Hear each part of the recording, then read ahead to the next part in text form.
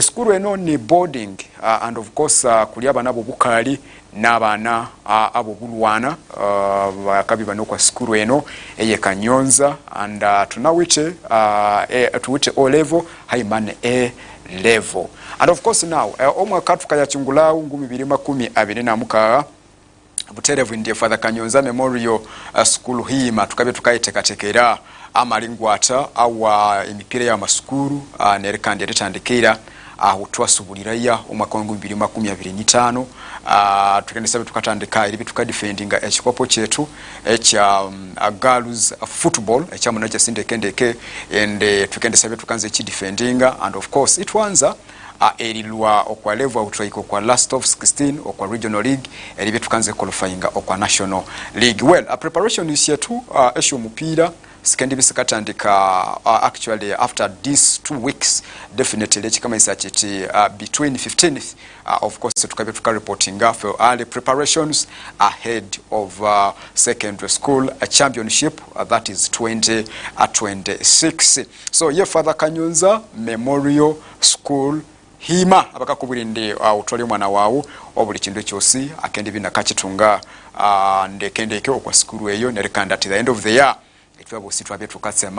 now we are also waiting ebizamwe bikende byebekasa ebyo senior 4 tuleba yinga tukibitwa makola tuti then of course in senior 6 tunaja sindekendeke on record inde ebizamwe bye senior 4 mutu abitukasinge district yosi for the Kanyonza Memorial for the last 2 years tukabya bakubanza omwabigezo bya senior 4 and definitely for the last 2 years still tulisi tulihiko mwabikaru actually tukabala singo mwacha kabiri mwacha kasatu aho omwa A level. So that is for the Kanyonza Memorial School hima situlikana kwa skuru ya Masata tukakana ya okwa skuru ile yenye nyini ya uli support yetu alako omwana wao. Now buterevu eyatu omalwayo basically ngali anza tutandike na makuru awate mabuya awakakangana ya ndi referee Mr. Ronald enja chechiru kya munabwire twatungira omwatse owate mubuya kwakangana inde abiri bye nakahola. Now omojo yu alwa kasare mipira sometimes and I think abamamulangiro kwa screen angana bisimuhia ko mwamesu wenyu baresikira okwa mwatse watukaenda tukatunga hano kwa kinimba kye bisekanu renzo retail fina bakaenda bakatubwirinde mwaka bina katunga accident but there is a story yangalo kusoma eyo mulwano yu ngokwali ahola sabitimuko ikabyange ikitobuba because bakabwindelwa kabugegali alwa kabugegali and egali yamakwa mecha mubundula according to the information I don't know because ngalu sendeho but ambu alwa kabugegali definitely embu egali yamabika mubundula kabiri then omulwolwa mukwamire nyuma amalangira omutabana kakolati akabina nakahola. So truly it is not simakuru mabuya nakaki okwasaidi eyo omutabana eribi nakahola okomya kamireri eye then eribi tukafera wa omutabana maybe oyiwale ebina nawite ebyanga yamba erihanga and especially kulabirira omwa mupira for the love of the game definitely tukabitwa maferwa omundu waliwa nawite akwakatwala omupira so bolobolo okwa the football fraternity inywabosi and of course inabwinde bolobolo nokuhika area bolobolo nokuhika area of course bolobolo nokuhika area omushakulu Ronald of course nabiri menyerera indi I think niwe kigorwe if I'm not mistaken niwe kigorwe akabisa polepole bolobolo busana neribya itwa maferwa omulwana ow'emyaka mirere nga yeye abuterev eyana malwayo now tunumwenda tukayiteeka abamu benda bakanyi bakatuyungako okwa online angendi windi mwasinja kutsibu kabisa ni kwanza langire ndi mukenda mukatukwa makwanda mbieno atunumwenda tukalebya Ebyamasatha nga bimene ebiti okwa saidi anguma oba neyinde well basically ngalanza tulebaye tutandikiryo kwa okay wasinja kutsibu libi nanyi kwamire Papa Ronald nga kwanzire kutsibu well ngalanza ngatandikiryo kwa All right, definitely engatandika amakuru wekiru kya munabwire ngalanza tutandikire kwa alanza tutandikire kwa okay, ngalanza tutandikire kwa Rwenzori Province League match day 2 eya kabiri ku Rwenzori Province League obukende league ni yabiri bikatandika and of course ngumayo kwa reforms Asia Federation of Uganda Football Associations yabikakangana ya ndekendeke ende hakendibya embenduka okwa mibere tukasatira mu mpira wetu omwa Uganda muhano so ebyuma byokwe ebyude bakaforminga a province of course definitely ngokwa tunasindekendeke a province ngokusha byasekasata so I think sinatalangira hu change nyinene ninga si ebyangabya ebikongere bawamo now twamaso kwa province ya Rwenzori tukabye tuwute mwesha team esiri mu district ye bundi bujo and of course itwatungamu team wali mu district eye Kasese now I know the match day 2 omuli esha team shetu esikendi bisika participatinga of course over the weekend and definitely wamasau kalangerende kende kindi chikande chiro kyomwanja acha ebiribyo kwizima 29 omwesera wa 12 omwaka 2025 sahi 10 Blue Wave FC yikendisabika hostinga a team eya Bundibujo United umpiro nake nisabina kasatiba wa saa 10 eshiri wolowolo haliyo kwa Ekisathiro Ekisinga Vocation Playground then of course ndi omupira oundi akendisabina kasatiba wa echiru echa Sunday hakatikati team eye Bwera Boys Football Club ikendisabika satande team eye Semulike Sports Club iliruwa halia omwa district eye Bundibujo and of course umpira kendisabina kabya Embondwe Primary School Playground but still ompira owangalanza tuteke ku amani manene kutsibu wo mpira wakendisabya okwa wo mpira wakendisabyo kwa abuterevu nyo wo mpira wakendisabya achiru cha Sunday well a team eye Kasese Milan yabandikira mu Relax Football Club ikendisabya kasatane team eye Mbondwe Tigers so na habwe cyo abandu abagize team ya Milan omalangira Relax don't be mistaken and definitely kabya ye team eye Kasese Milan well Kasese Milan this will be their first game in fact KK bakende bakasatu mpira wabo okubanza no mechi nindi fixture ikakangana ya it match day 2 but Milan I think if I'm not mistaken by the way if I am not mistaken namabisi nataberirwa I think this is their first game the reason it is that sometimes ebiru bino singa kibya so you know singa kibanekas anga kwa these things but at least I get time namatungo butuku inabikwa but probably if I'm not mistaken anga nabya ni mpira wabo okubanza ribi bakendi sasata echiru echomwa echa in fact lakini saba kasata chiru cha Sunday well basically ngalanza tuleba ye timu ya Milan ngalanza tuleba ye Milan eyo ngokwa ikendi sabi kasata chiru cha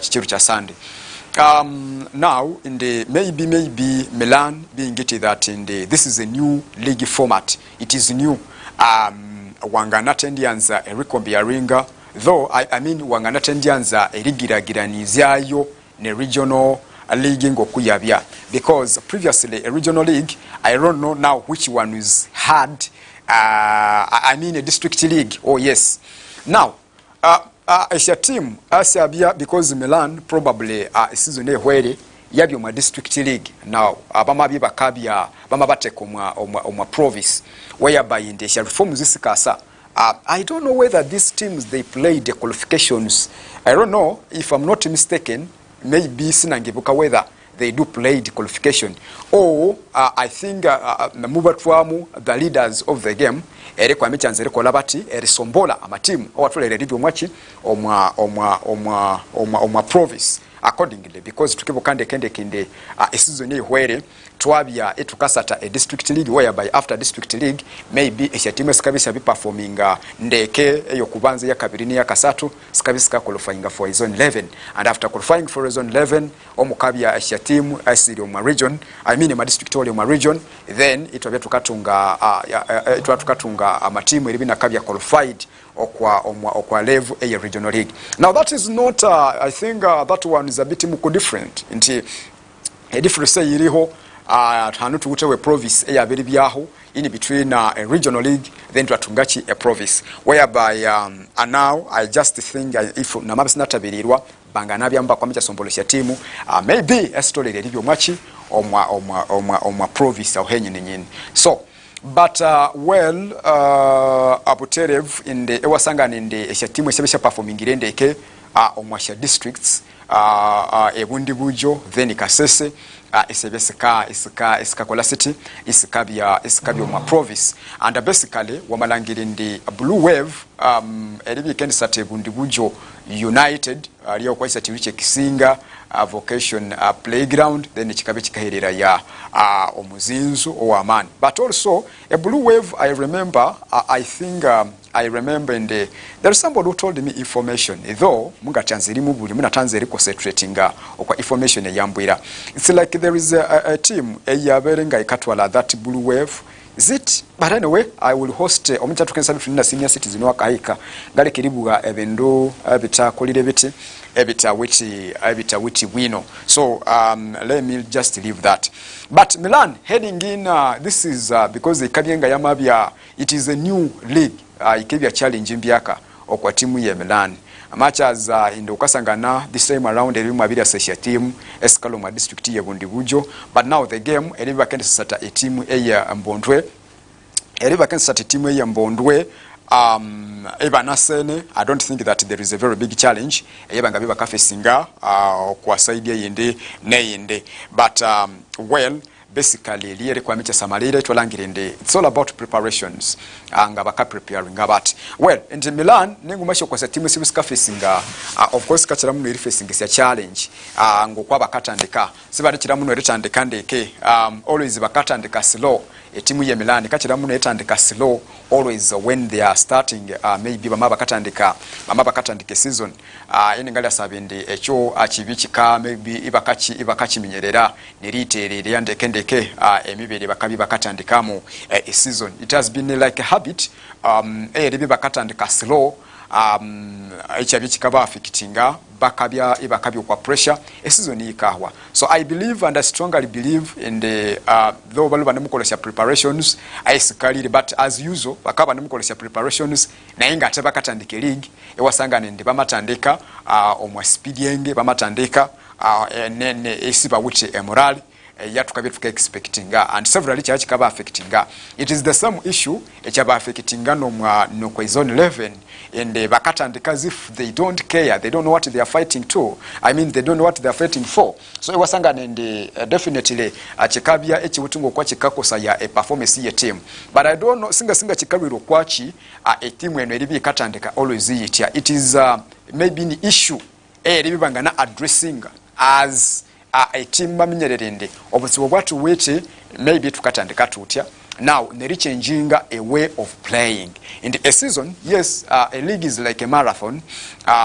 of course ukabi unawuti hope several nubutuko bakanatandika abakatandika nabe and they end up ibabangana singe mipira yes I agree but sometimes ukana sangana ichabiri ba affectinga kwa side yindi so we hope in the maybe eritandika lyabo likendi sabi in high gear this time around being it that in the tulioma new format anachi maybe changanale taho embenduka omwamibere bakendi sabi bakatandika ompiro no akendi sabi nakabya yo chiro cha ompiro no akendi sabi nakabya chiro cha Sunday according to the information bukutu kumukangania ho kwa screen fixture ngokwa ikaenda yikakangania well shamabya dakika 12 eshamalaba omwasaha mwenda eritunjire kiru kya munabwire bakanda bakatukangania etebo eye Renzori province ngokwa imene kwa screen ya ukwaho ngali anza ulabalaba ye mwameso but also anamendenga soma bolobolo tukalibiria etebo ngokwa imene okwa side eye province Abuterev twamenda tukalangire etebo ngokwa imene well Mbondwe Tigers mubaka nabi bakasatu mpira wabo okubanza bama bibakasingawo and chama bya kikamuleta eribya inalyo kwa table emipira echenemiki but of course achikabi chikakwerere guideline I mean the way ere movinga neribi unasha matimu kwa kasata then Bwera Boys of course namba bakasinga mpira wabo okubanza a team relax Well, they played the game by the way. Mubaka nasatu mupira, if I'm not mistaken, because at table ikakangana indeed they played. Mbabi bakakole draw because about pointing room. So mbaba kakole draw pointing room. Abamaye bakakole draw. So onakibya mupira wabo nabo wakabiri. Semuliki, of course, I think basatane Semuliki. I mean basatane Semuliki na mabisi natabererwa either Bundubuju United, one of them, either Skyline. Engumayo kwa timu esho, but Skyline has no point. That means sali asata mpira. I mean mwasata mabina kasingibawa, then Bundubuju United mwasata mabina kasingibawa. I think they played Semuliki na babisi natabirwe timu ya Milan. So Semuliki omwachakani Blue Wave, omwachakatano Bundubuju United, omwachomuka Skyline, of course, and everybody mwachikaru chomusanji. So that means inti a province Renzori, Renzori Province Football Association League, iwitesha timu musanju okuwa menda ukasilangira okwa screen ya okwa. But anyuma humungana bwindi timu ya Milan yabisi yatandika Ekisathiro according to the table ya producer matukangania achikaenda chikamenyikala chiti baba birisatu mpira because they have a game umalangire table ngokwa itondiri oko. But whatever is it is okay.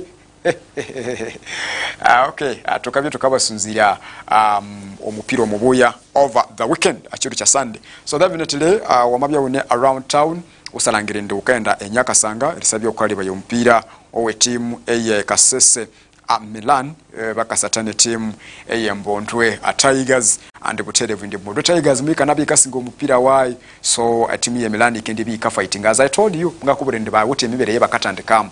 They start slow, so definitely we expect them maybe a rising higher. Nelangiri ndi bakasingo mpira no owechiro acha Sunday. Eyato malwayo basically ngale nzatuka nayo kwa mupira muuma awakendi sabyo ma regional league and mpira nakendi sabyo nakasatibawa hano mwa municipality eye Kasese tukakana ya okwa team eye Galactico. Galactico ikendi sabyo ikasatane team eye Karuguza. Well, tukabe tukakanya kwa Ruguza tukabye tukebuka bintu binene kutsibu ebya happeninga in terms of last season actually in between timu ye Karuguza yikasatane timu ye Renzo Lions. We remember saga yabyaho okwakisatiro che hima playground. So Karuguza, I know many of us atukabye tukamenyerera indekendeke. This is a game omupiro no masa omwabutuku obatukalengekana yatuti maybe etimu ye Galactico yaberebe kale mawa ebi ka impressinga abahagizi bayo alibya seria ya kolandeke awe regional league ikatatandikira. Of course ndi omupiro obasata definitely omupiro obasata a weekend ihwere owabye kagadi mbaba kabasinga obashabya goal 3 na mabisi natabirirwa. But bakabinde cya goal 3 seno esho sisi asomupira kayahwamu. Now I think nebindu bina nebiriterera okwa timu ya Galactico eri performing anabiri abo ngalikalwira hayi kandi ngalikasira hayi. But cyangana tenditu teacher as such because ukabya ngo mundu yo kayatakura omutu enerengekania bindu bine nakutsebuka nzeremenyerera habwe timu ya Galactico ikaluzinga. Of course essence ya point nanga ne musibu hano in mtu akanyo kwa maybe ndia basatiba chindiba hyaka sibale batunga a combination cha partner sisi ambananda ko match satiro maybe coach achina itereraya who is to start who is not to start. But now it is too much chichabirenga okwangoma ebindu ebinanga buwa changana bya kinywanga kiwuma binywanga bibiri echo kubanza abasati abali okwasha club shetwa shahano because omalangira this team Galactico okwa screen yao they have good players even better than season yahwere baba ka performing because wamasauka labya mwame even expressed players you know expressed players the likes of Karimu abina uti performance mbuyanga in fact kwa timu ya was it UPU Fort Portal akalukwa timu ya Milan and he was one of the promising players abanabyangalengekanye ndi maybe amasobuleka anganatunge contribution much as in now of course amasangane hanimbusa Umar elibi bakarire nambe you then of course Matovu okwa timu eye Katwe ani mumo kwa basati ababa kateka we performance AUN Matovu ni mumoko basati abakatekayo performance AUN, but we're talking about Matovu Waiswa and Sadia delivering maybe accordingly. Yes, these players banganabi banemu hayo ebungo kuba kanika ngo banebo hayo, but chikaba chikaso kwa performance ninga sine losing emipira nari wasanga nende it is very easy umbere bwindi maybe the whole team yanganabi siri performing andeke. Then wamasamalira still omwa side ya Nenguma mawako ani aho amuza Siraji Mangala gakano kwa basata about experience kwa timu and so many others, but a performance ya binani single mundu always wakati kinge blame when it comes kwa mpira wetu wa hand. Reason ne bindu binene bikahindaringa amatimu wetu erishende performing andeke bindu binene kutsibu in as far as the performance ya matimu wetu ngo kwa kabia wamalangira majority ya basati ya Galactic Yuwiti they are mature players, the likes of Tutu Julius ngo kuna mabibakania ko hano. These are the people about is responsibilities usyabo. So sinangikala hano kwa screen ya Renzori TV ngatukiri bwinde Galactic mubimu katsenduko kwa training abasati sibali ko training accordingly. Maybe coach no I cannot I think ino butuko busina ngabutunga to me according to me. Why? Because we first of all this is like a volunteer team.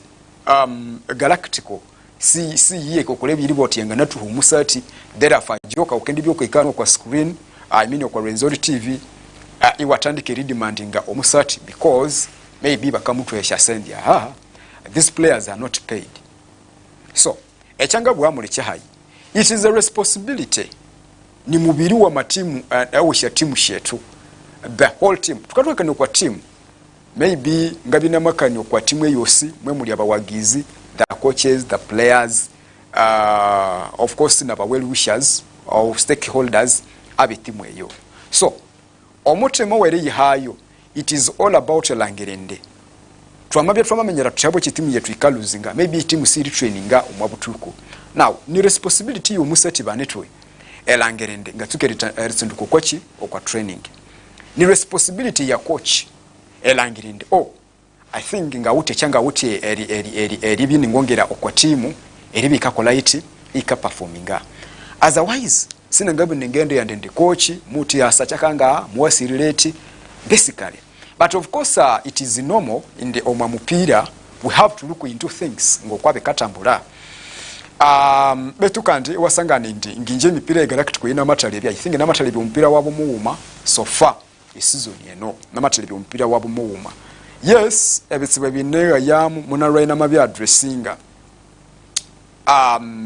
and echanga sindi ebyo mabyo kwa bitsebu byangana byo bikineho ngalengekana ya ende maybe abasati aba kwebuba nganabi bakabateka ibabatikiro kwa pressure. You see etimu ya mabitsuke losing emipira then ukayisangana iyabiri byo kwa pressure yenyine imwe tukiri demandinga ebindu ebiri ahawulo umukanzi risinga. Now the moment that in the omuseti amatunga opportunity especially abasati abakabali kwa timu eno bamamuhererera opportunity nari wasanga nende a demand ninyine ne kutsibo omwabahagizi bawotingwe biba kadimandinga and of course it is normal omundu wa mimi akabwe ekinywa ukakyowa wali amakuburenda joka ukasaha ntwatu na uti omundu akerere sports wo kusingira nere kusinga you can be affected somehow somewhere lwakuba some of us ibinyase bechetu twalira butuku. I do what I think that is right for me because I am now mature but it is human and ebyo byebinyo byabawagizi bakabuwa byanganateka basati timu ya Galactic kwa pressure even when these players bangabere bakakola bati baka performinga but also so wutingo kuanga tangu muwagize libinangana bwebinywa bye because first of all yo mundu oyu wakara from nowhere abandu ba esa nani bani kwa mibiri yabo actually akende sebukano mje chine bati timu ya Galactic yutu mpira na nenda katibito kwa Kisatiro lakini sake kwa Kisatiro inatsugiribwe ebinywa bitambana sata menyerera omusetinga mwaka na sena abereria sata menyerera omusetinga mwaka nesigira mukali uye byereria sata menyerera omwana omusetinga mwaka nakole bizamunga mwaka na graduatinga. You see abantu bawute bitsubu byabo banitwe omundu ukalangere nani aho ina asatu mupira eyo mwana we umwe ati graduating mwaka sina na molera. You see abana balere you know atata graduating enero necherero. So what do you expect from such a father? Akindi baka asatu mpira wa nyaka sanga is totally sha mind seria hand mwakasa omukali ana mumubanje byereria amaso kwa timu ya Galacticos maybe simu ende muhane 10. I am trying to talk amabi mulebaga it is okay if you are paying them then that is fine, but echanga shukwa matimu wetu wahan, you know, abaseti bakaba na utebetsibu byabo. So you as a fan abakadeide baba wagize, I'm very sorry to say this. Nero waso kwa Ekisathiro ewasiwezikenze for from seti wabe nga ukamutu hasinga azifunga uneshe yele lwa azifunga unesinga kisiri hayi. So it is a responsibility yetwe langirinde. We must maintain discipline, because omuseti yo ukabanja ebintu ebinene utyabe kole. Where are you going? Because abagize bana nini bamakubulinde kale after regional league, where are you heading? Byangana kubula nere kubula eyiri wabiwuna byesi. Okay, etimu ya maya bisingwa, then we shouldn't put abasetibo kwa pressure. Tulekereteka kuchiyo kwa pressure. Yes, of course you can be advised, but namakubulinde munya abandu abakabya affected okwa binye bakaba kuwa. Because muna nakani kwa chindu chiribwinde abawagize bakikala near the coach, alakini wasangane ndu muwagize ani mwanze redirectinga kuche charekola hakocha wandi badokola boti era umali wandi mujeyo notekayo nebigambya bimutera nnyo okwogera ku kisawa umanyika sese n'ebimabyo kwa bipende wamahikayo ukabula abandungane nabakonzo wabulangane batoro wabulangane ba, so people can speak a lot of languages here. So when it comes to kwesa tuli kwenyaka sange wasanga ndeshande mishenyi sikata kabandubo kwa pressure, you know, ebinyo binyi vikata kabandubo kwa pressure. So etimu ya mabiyama performinga nabe, it is a responsibility eyetimu yishelangire and we change our mind. Yatukata mu mindset rather. So when we have that kind of a way changing your mindset change, netolangira tuti a direction yatuka endamu and we need to move forward. Echa kabiri etimu erekola nabe sijimanyisa yambu maybe ukabye no wachitsebo and you started, you know, what's kiribya ukabisama but ninja coach but team either ninji musati suchire mukana banduko lokwa Ekisathiro na wayanda. Let us not always only think that they are not ours. Echandu chakuteko kwa pressure kugamba, you know, ese chawu, you know, nerumwe tukirenze bya mukabisama kondo uli kwa pressure chiru mama singa nerumuseti ne wanzera mu Ekisathiro cyose. That is not the case. Tuyihekwe pressure. Let us always, you see, a pressure yompira is a bit more difference. Omundu akalangira nembera yomuno, but I think there is something echindu ekitikola kiti ekitigata just because the team is losing. Walangira obole mundu alinga nguwa wali mwabuli as if you are playing CAF Champions League. This is Galactico. Muyihekwe pressure. This is regional league. Esereza utisha mabya samagana abiti muko ahead shangana kola sete shangana sima performing andeke. So let us always be with the situation ya baby until we move. At the end of the day, mukende sangwa bitandikirisi ngachi emipira, because erihimbe confidence is not easy. I think sometimes ndia matimu wetu akabe nakayita abakasala zingitwe hanu matubirekere twababwira tuti life is normal even when you have lose the game. Please, you are not Manchester. You are not Liverpool. No, you're just a team Galactico from Kasese here. So when you lose, just be comfortable with it. Be comfortable with it. So eribe mukai hakochi a pressure. Otherwise, the moment you start adding this, that you start adding this, nani mwasa, you now is there. At the end of the day, ukwasangani mabibyo kwachi, mabibyo kwa pressure. So tusenda tuwagire timu yetu ikanisabe kasate timu yentu gasazi amabya ina cheningo kwabya organized. The other last time akasate timu ya Renzo Lions, then it is not also is a team. Amabi na chine organized ngo kwabya, so it may not be easy.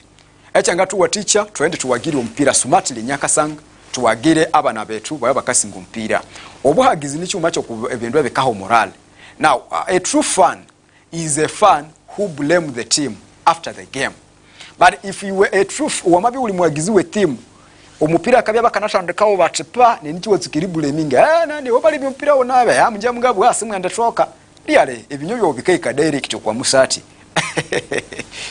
These are not professional players as such, and for them you want to demand them a lot of things, you know. So try to wagiri ompira timu huyi kesingira oya malemwa, then we talk.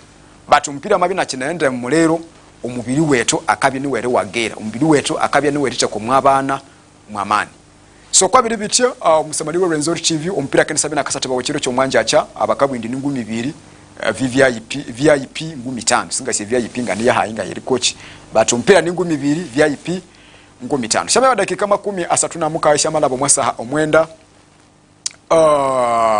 ekiro kya munabwire. Of course we are proudly powered by Father Kanyonza Memorial School Hima tukawo mulamu ekisoka kyo kubanza tumbe tukachinderera then tukasobola ne kisoka kya kabiri sulu kwa TV ya Renzori.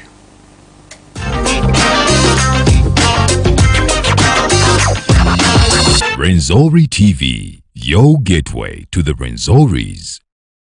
Father Kanyonza Memorial School Hima lini isomero eryabana bobojo nabisiki abo abakusoma mbararayo kandi batina ruhanga kandi hamsingi ogwenyikiriza Katoliki. Father Kanyonza Memorial School Hima bano beine omwanya omurungi na mbera abasomesa hamu n'abegi bakwegondeza amezi amarungi klasi zabo ezo tagamba habo abana bakusoma hamu na A-level mbakora ama science hamu na ama arts babongeraho no kusoma ebyengaro harulengo ruwona eskuru eno iwite computer lab science laboratory nerimu ebitabu wite mu library ebikawutika yabana eryongero kwa mwenge bwabo bawuta bahalimu ababisomerere omule nabo gora ebizamu ebikwa inebu no munas oikotika yabana bakaita ba Ekisathiro bawute Asia clubs omuli debating literature geography humanity and kutsibu obuherezya owe DSTV nabo bwalere. Father Kanyonza Memorial School Hima nogsanga arugudo orwa Kayemera mukyaro ekya Kinyamwenge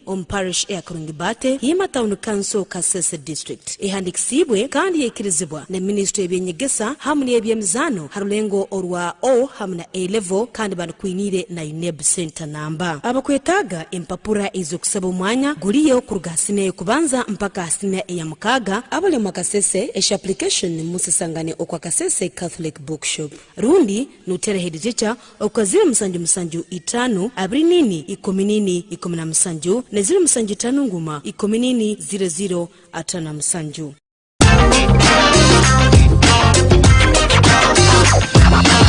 Renzori TV, your gateway to the Renzoris.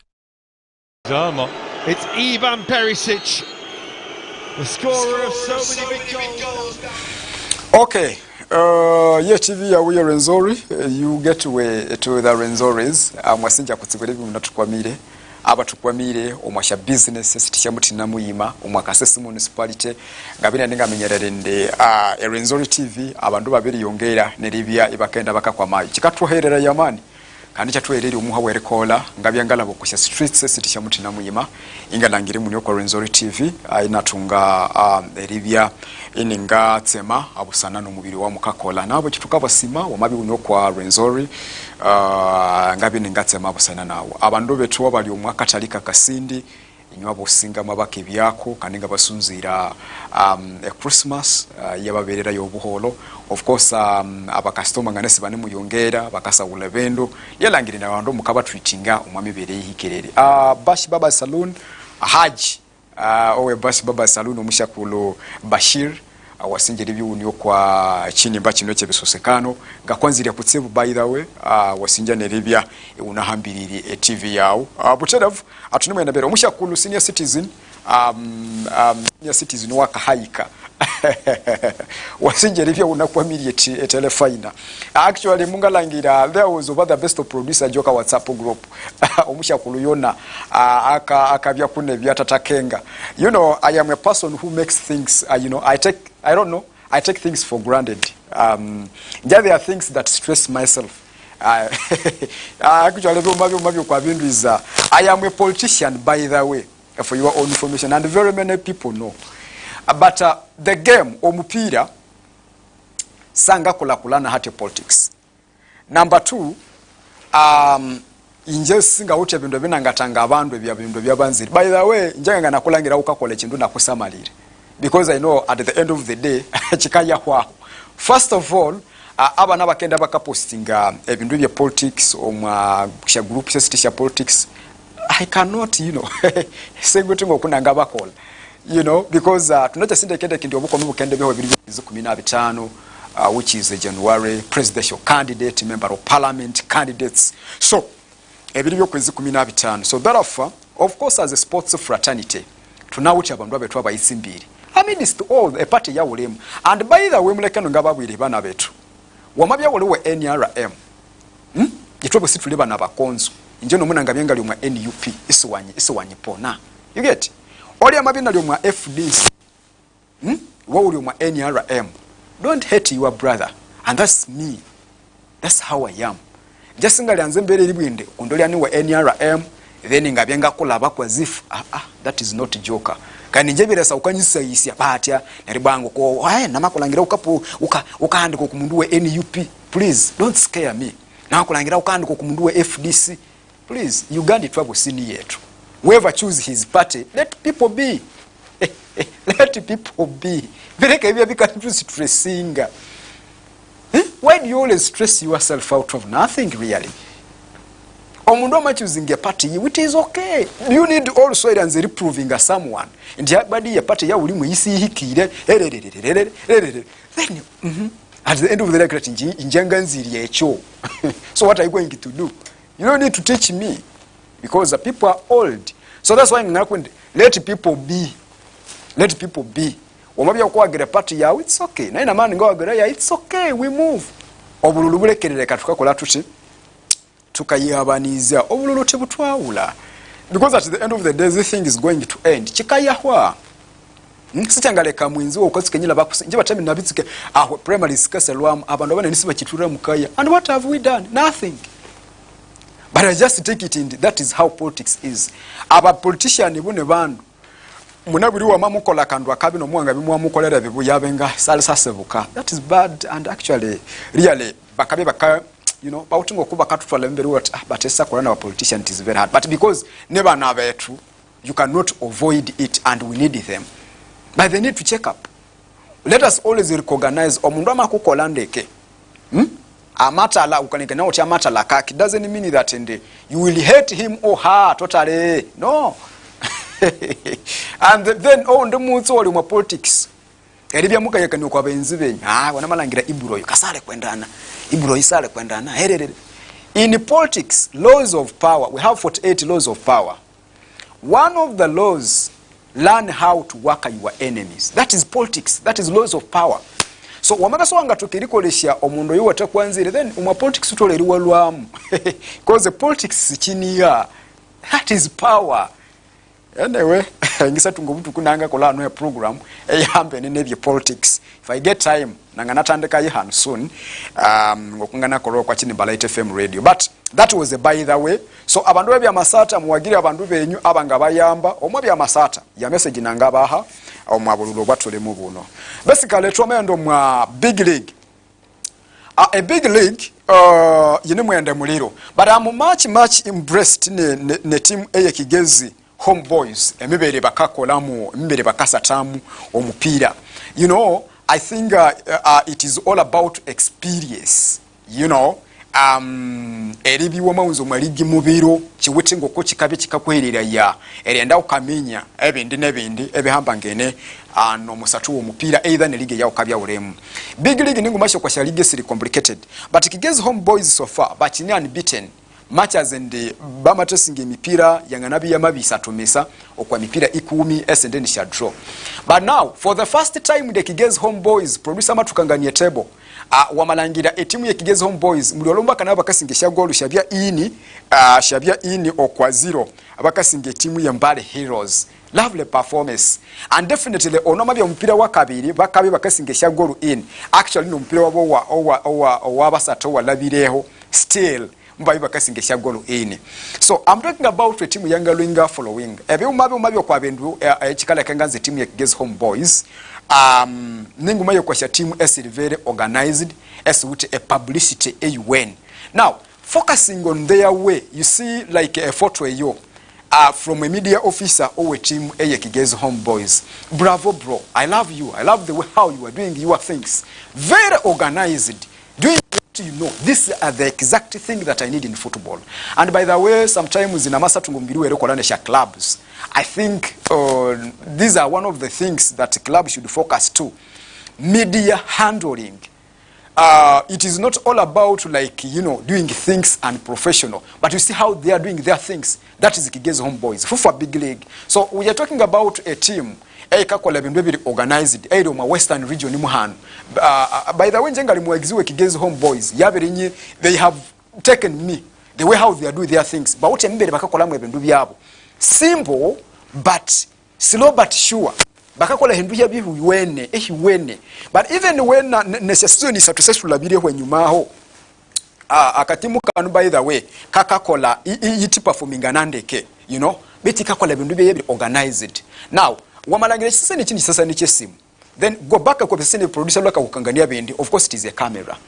I love a team kakola chinduka chilangira no muwanga biso watanyiterera ko bwa joka enda ukana ebintu bye tubyo kwa TV betunga langira ebintu binyibi ni organized ibyambo muhwa ingeko kwa social media platform shenye but look amutu wa team zibojo mukale kinga bintu benene. We are lacking a lot of things, for example ngabyanga buyina nabantu abamba ukanza to call it truth.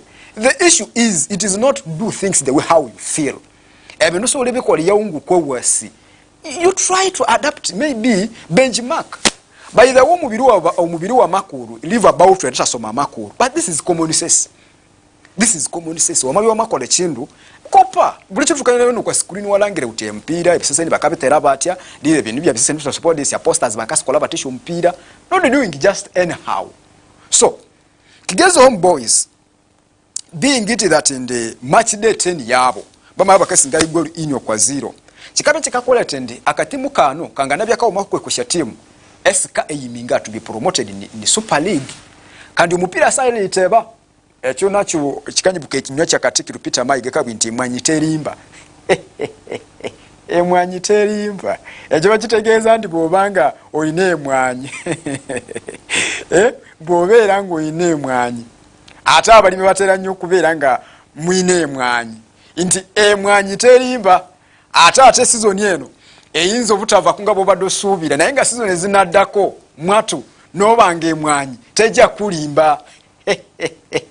So n'omupiira tigulimba nti byokola mu mupiira biba byeyogerera. Football waliwo byokola no kino ngenda kikola bwenti era bw'okikola ddala nga bwe kiggwanidde ejja nga bakugamba nti amunaye kati mukabadde promoted mu Uganda Premier League okusinziira kyokoze naye nga ate ng'obadde organized nga bwe nayogedde ku timu ya Kigezo Homeboys nga bwe bakola ebintu byabwe nti eno team from day one season zibamaze mu big league kati bagenda mu season zinya balina engeri gyabadde bagenza ko okolamu ebintu byabwe nga biri organized ne wangu badde ndi season ewedde bali kubi n'okubeera relegated naye so far ewalangire nde yes bama bamaiko mu kikalu kya kabiri they know ndi twamasaininga basetivan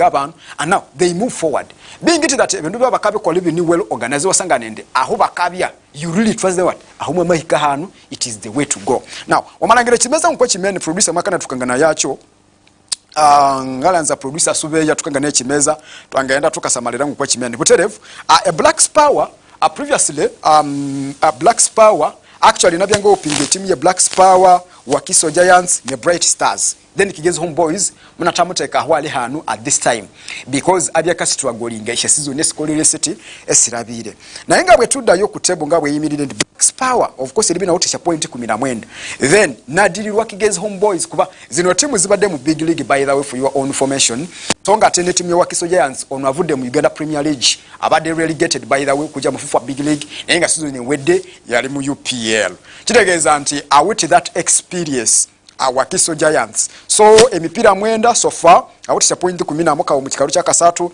Bright Stars nabi nabiri mukanya ku season ikatandika even right now ngati munawutekwe hope ndenga nabi ya back promoted to Uganda Premier League ali mu kikalu kya kani Ntunga Sazi omwa kikalu kya katano and I think there is a way how this chengalo kukanya kwendya matimu a big league elibi woot experience iwotingo okwa yikakuyamba Nabi Central then Kataka Iganga United Katida Bunyaruguru United Obarenzo Lions. I think they need to pull up socks in the emberingo kubaka kolam. Their performance is not so good at all. Actually off and on munaloina mabwinde ebyo kwa bintu byangaba affectinga lyeribya iba abakakolesha draws sinene angana bukirimanya nawe likira Joseph Mourinho kabwinde instead of making this draws ngi 10 kwanyiba musinga emipiira oba ibiri Mourinho mwabwinde ali season kisi kyajukirako naye nga yavayo nageza nagamba nti bintu byokola draw making draws hakiri banyisinga omupiira nga binyindi bamanyisinga omupiira totally so Renzo Lions ndi empira yayo eminene balu bakakolesya draws at the end of the day babikusingayo mupira mumu wandalire ikwashe chimeza so bawutelangire ndi bawuteta ndikisinga empira yabali supposed to be bakasinga when it is playing especially okwa by the way omwa big league wuche likolesya advantage yeka wuche likolesya by huko at least mbanya mpira wa masinga wute lakini wuche likolesya advantage yeka so bali mu kikaru kye 10 nabandi bakenda kwa nabati but I am much impressed and the team Ekigezi Homeboys. I love this team nganzire katimu kano kakanyikolera ebintu byanganzire kakanyikolera ebintu ebinayina ngakola if at all na mabyangali media officer o team A well equipped kaka timu yakwake timu Ekigezi Homeboys. Well that means ndio mwanja cha kendi sabi ni mpira omwa big league by the way for your own information chiru cha munabwiri ni mpira today is 29th I mean omuchani bibi kwezima 20 yes atukende sabe tunawete kati da ikende sabe kasatende timu eye Karunji ompira wa kende sabe ya Ebugorobi green light mwachivu yache Kampala then Paida Black Angels ikende sabe kasatende timu ya Bunyaruguru okwawe ompira yakalire ngongongo sese timu she Northern sese sata so Bunyaruguru United witeri bi kaisibe sibiri actually ni sibiri sisi liwunza mu isibi esitano timu ya Kataka Football Club ikende sabe kasatane timu ya Wakiso Giants halio kwa Mbali City mpira kende sabe ya Mbale chiro cha Sunday then of course Black Power ikisane sabe kasatane timu ya Kiyinda Boys halia okwasa tuleche Ebenezer University a playground then of course Young Elephant ikende sabe kasatane timu ya Soltilo Bright Stars okwasa 10 ompira wa kende sabe halio kwa Elephant paka ngoya nguya I don't know hali binye bikasomeka hano mwa Lugwar or Lugwar Akbar you know man Uganda United versus Ekigezi Homeboys definitely mpira wa kende sabe ya Iganga echiro echa sandi ye mpira yo kende sabe kasatiba mu big league omusamaliriwe Renzori TV you get way to the Renzoris Ekisathiro Ky'Ebyamasatha ni ya program katandika saha mwenda ilike umasaha 10 nguma tuli mu kitweka kya kabiri and of course tukinaenda emuliru ne kitweka kino ekya kabiri now atukayo hinderere kitweka kya kabiri tukahinderere kitweka kya kabiri the Cubs Uganda under 17 you know Zono Africa Cup of Nation qualifiers esene mwenda emuliro omwalihanga area Ethiopia and now basically ndi a weekend tukenda tukahindererayo ebiro bisatu birabireho hanyuma well in the Cubs mutukana bye tukasinga Djibouti goro muka okwa 0 well previously Uganda under 17 yabyo mwa World Cup ya chinende mbere by the way for your own information omwali hangali Qatar and definitely a weekend yatwala over the weekend na nabya hano tukatangirira a team ya under 17 yabye kasata mu kikopo kya World Cup because ibintu byanga nababuzabuza now definitely I think tuti ya timu ibiri eno ne musata ya producer mai kukanganya kwa screen yawo ne musata omwali hanga area Ethiopia omwa Sekafa under 17 African Cup of Nation Zono qualifiers kwa screen yawe yo so it's a bit muku different okwa timu ya under 17 yabyo mwachi omwa World Cup so isha timu muba twatungisha timu ibiri mbaka na twamusha timu ibiri so ndesa mimi omwa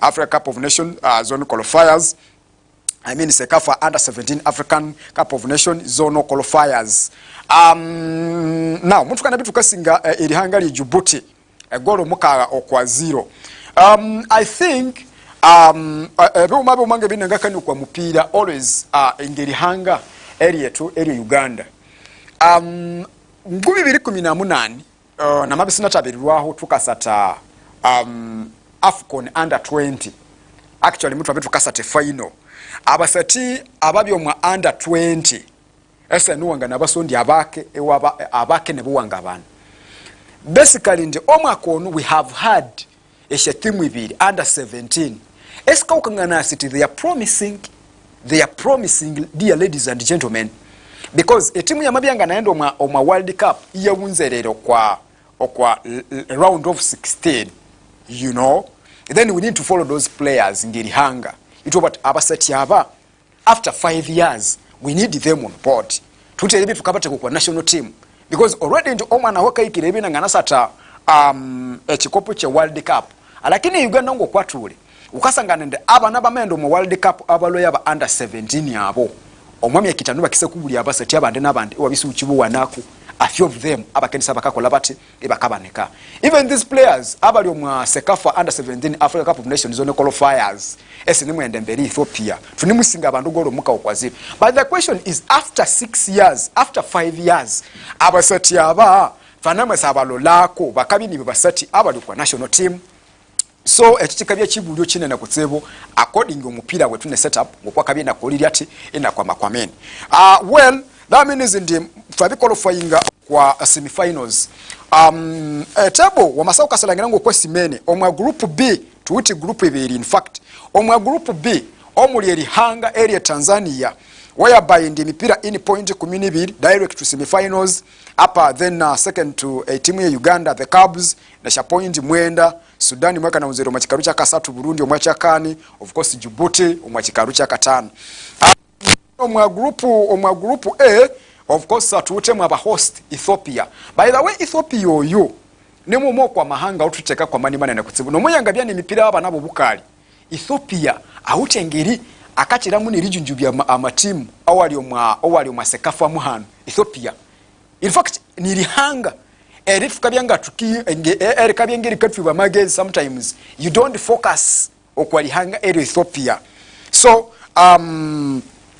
Ethiopia analidingiri kwa saidi yao then Kenya omwacha kabiri Somalia omwacha kasatu South Sudan ne Rwanda so that means in the semi-final weekend sabe kasatu ba wachiru cha Sunday Uganda under 17 chiru cha Sunday Uganda over the Cubs weekend sabe kasatu ni rihanga Ethiopia you know Ethiopia gegamu ku mawanga gatera nnyo tutawanya ennyo nyini ddala bwetogera kumpira wano muzono oba mu Sekafa Ethiopia gegamu ku mawanga nti gatera nnyo tutawanya ennyo ate era si mu mupira gukogwa bali nsonga ate n'omupira gw'abaana abawala Ethiopia tera nnyo ddala okubeera ng'efuka etabo so bwe tubanga tugenda kusisingana eggwanga erya Ethiopia naddala nnyo ku semi-final ze tugenda kuzanya ku lunaku lwa Sunday tuba twetaaga okwenyweza ebimu ku ebyo ebintu ebitera nnyo okututawanya ng'eggwanga I think obutamanya kulwacha ate ebiseera ebisinga tutera nnyo okulemu kuwangula emipiira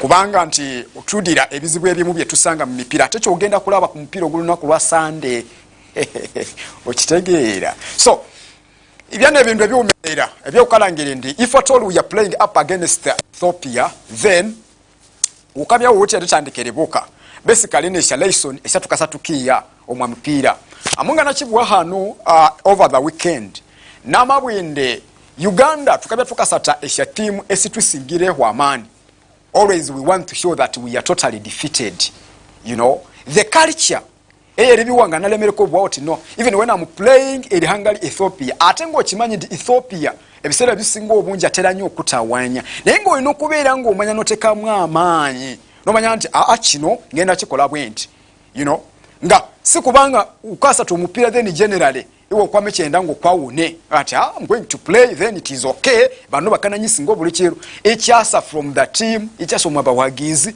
so it is always very hard ngo kuna makubwira and so siwe sai kangama anunga sobola anu Friday kasa ngakubwira nda akyatwabu wa kiro kya Friday omusamaliriwe Renzori telefina bano muchika nabya kyetya mubaka natusinga omupiira so I think abakochi benja I'm not a coach actually singa out na bukungu libya coach so nganasi basho mupira kunyisinga obviously they know football more than me so these are one of the things ebya bawuche libya bakalengekana yako elangerende ebyo mabyo kwa bendo well ebyo mabyo kwa bendo atuute ibye tukaitakaniza leo omupira oyo nalibe tukaenda because nabere menyera ndekende kere qualifying mu AFCON under 17 2024 bakendi sabe bakafalisha timu isatu that means ndi kubanza wakini sabe nakafala actually chikopo echa zono chino then wakesa the second runner up kubakabwa abachana kuba runners up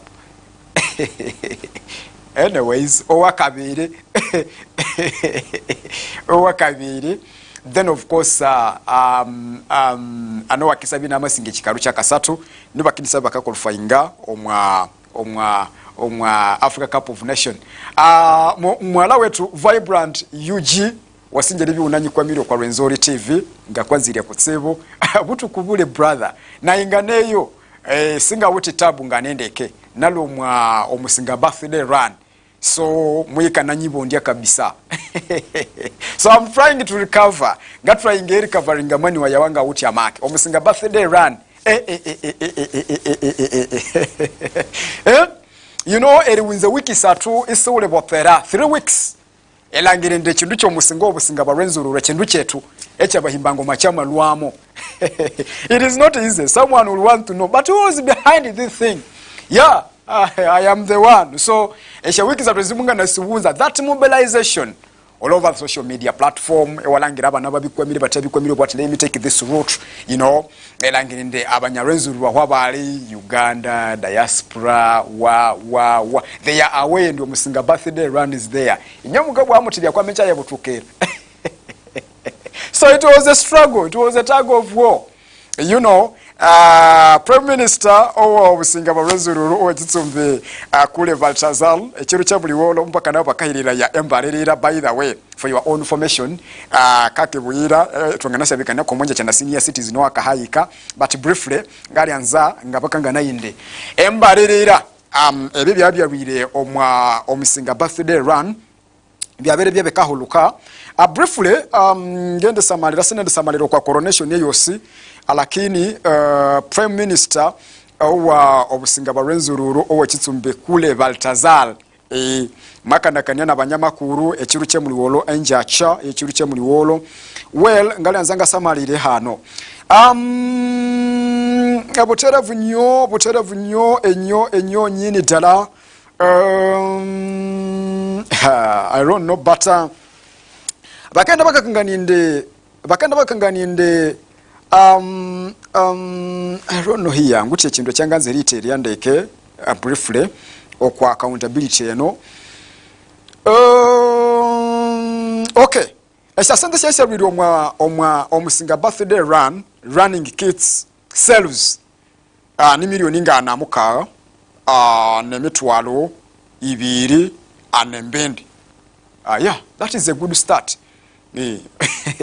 unasinje joka was nabyo kwa mobilization media handling make sure that service sinyusha maula make sure that service sinyusha maula so wa mubiri nanga kolomuna na kutsibu but I'm very happy akongura obusinga barwenzuru robosi inde erebya mutuka na sorocha esha kits esha milioni sky komanga na muka nesha na mitwalo 25 well of course bakanda bakatukangania expenditure esha byasa kulirwa mubala wa mihako sha sendi esho I don't know other expenses but ngenda samalira hano akenda bakakangania ndekendeke okay but that is it even ngesata bisoboro mwanja change ndenga bikanga ndekendeke then twangaenda tukabite lyandeke ekiro kyo mwanja cha but briefly shisha sende sebesa soro kibiro mwasha vest of course wameenda ukihako expenses kwasangana iba bisechaho esha sende esireho eshange sireho esho so that is it is a good start mwasinja kutsebu so mwala wetu Vibrant abo ababya bakalangirindi omusinga birthday run nebindu bya masata nasi aziyuzo ebindu bya kalisa nubikalire mukamu katandeke chenu there are people who will understand to look ebisi byekola muri andikola mutya bana unga bale na umangana batako mwachendo nacho kyakola ugamba twanzire ebindu bye negative abana bekasese bojo but you see some of us what drives us ijangi nyiga joka chindo chikanyi driving ngane chiuma nganze langira obusinga bwe tubune mukula. That is the only thing. Singanzira yuba nganze yakolera sende manya kabandore manya kabakole batya. That is not the case. Inje my thing is nabyanga langira abana bakatebeta you know that is it. I'm very happy for that. In the abantu shegumisa twabatebeta. I'm happy. I don't want to know even if I spend a day without eating. But I was very, very happy. I don't want to know mtu kasuluka asenga manya sijui mara nini sijui mara kule because I know in the omusinga birthday run from mahambererayo omwami aka 10 omusinga butubukende bibole hale. Now look the first edition bokungena mbosha milioni ngana muka. You can imagine. So what if that in format then ngechindu chino for almost aho abatsikulu batu bakende sasa bantu bane motivate i project nyisanga nakula ni obusinga ba Rwenzuru fulo mu bintu bya sata badia fulo mu bintu bya masata ebintu bya ngakula ni obusinga ba Rwenzuru abintu bya masata ebintu bya bimbye bivuru ebyo maja zinde kivulu cy'abanamu cy'abasara. But what if that ndi obusinga ba Rwenzuru rusiduluku into it eba menyererende ekivulu nebo mabyo kwa bintu bika singa se ebintu byo obusinga ba Rwenzuru habo kingabe kagana. But I think, for example, I know mano yanga abwirende. First of all, na matungo mwise bakataba mbukale. Wamabya mundu wamani omabusenga twama kweririye ministry. And you will see how things move. Because I know the problem where it is. I know where the problem is that habwe chebindu ngevivulu byo busenga cyane recall. I know the problem. And that ka ukumi things. If I have a mandate, ningendi biunzao, and everybody will say, yeah.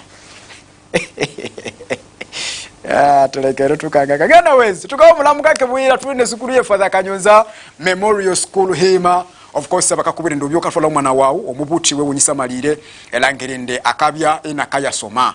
Kinonga kibuwa enuni sukuru ya babuti mubuti wo umbulikirire. Tunawuti sukuru ya hakuli ya Hima Father Kanyonza Memorial School Hima. Ikakusomesera omwana wawo. We are talking, this is more than even advertising. Achindo changa kanachi na ingali mubuti. I know what means mubuti the hambesha sente she we met for longer iwatakayo kwa school. At the end of the day, man said delivering a result sisi ukamwanzako. But Father Kanyonza Memorial, try it. Mubuti utwainge okusanyikana nuko sanyisimo kwanda terengo about joka wasinja kutsebo. So tukamulamu kake boira twangabe tukasobolana international sports. Tukasata ndekane timu ya Manchester United. Sulo kwa Rwenzori TV.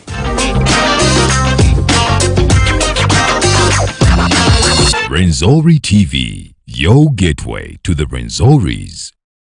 Father Ky'Ebyamasatha Memory School Himalini isomero eryabana bobojo nabisiki abo abakusoma mbararayo kandi batina ruhanga kandi hamsingi ogwenyikiriza Katoliki. Father Ky'Ebyamasatha Memory School Hima bano beine omwanya omurungi nambera abasomesa hamu nabegi bakwegondeza amezi amarungi klasi zabo ezo tagamba habo abana bakusoma hamu na A-level mbakora ama science hamu na arts babongeraho no kusoma ebyengaro harulengo ruona eskuru eno iwite computer lab science laboratory nerimwe bitabu wetemu library ebikawutika yabana eryongero kwa wenge bwabo bawuta bahalimu ababisomerere omule nabo abakagora ebizamu ebikwa inebu nomunas oikotika yabana bakayitaba Ekisathiro bawute Asia clubs omuli debating literature geography humanity and kutsibu obuherezya owe DSTV nabo bwalere Father Ky'Ebyamasatha Memorial School Hima nogsanga arugudo orwa Kayemera mukyaro ekya Kinyamwenge